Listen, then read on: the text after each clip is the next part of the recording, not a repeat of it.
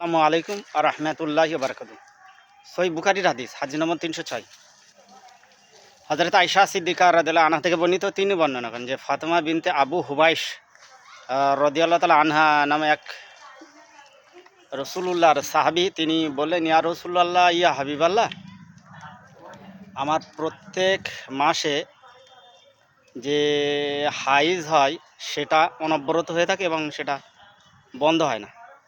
এ অবস্থায় কি আমি সালাত বর্জন করব? রাসূল সাল্লাল্লাহু আলাইহি ওয়াসাল্লাম বললেন যে, হে ফাতিমা, বরং এটা হায়েজ নয়, এটা হায়েজ সেরে যাওয়ার পর এটা হচ্ছে ইস্তিহাজা, অর্থাৎ রোগ, যার সময় তুমি পুনঃ পুনঃ ওয়াক্তে পুনঃ পুনঃ অজু করে সালাত আদায় করে নেবে। হাদিস সহিহ বুখারী, হাদিস নম্বর 306। ব্যাখ্যা বলি ভাই, এটা মা বোনদের জন্য খুবই প্রযোজ্য। ছেলেরাও এটা দেখবেন এবং বাড়িতে শেয়ার করে মা বোনদের দেখাবেন। আমরা ফিকার কিতাবে পড়েছি, হাদিস শরীফের ভিতরে এসে রাসূল সাল্লাল্লাহু আলাইহি ওয়াসাল্লাম বলেছেন যে 3 দিন সর্বনিম্ন, 1 রাত 1 দিন সর্বোচ্চ, এবার 3 রাত 3 দিন, 5 রাত 5 দিন, আর 10 সর্বোচ্চ 10 রাত 10 দিন, এটা হায়েজের সময়সীমা। আর নিফাজের সময়সীমা একটু বেশি, সে যাই হোক। তো হায়েজের এই সময়সীমার বাইরে যদি কারোর হায়েজ দেখা দেয়, সেটাকে ইস্তিহাজ অর্থাৎ রোগ বলে।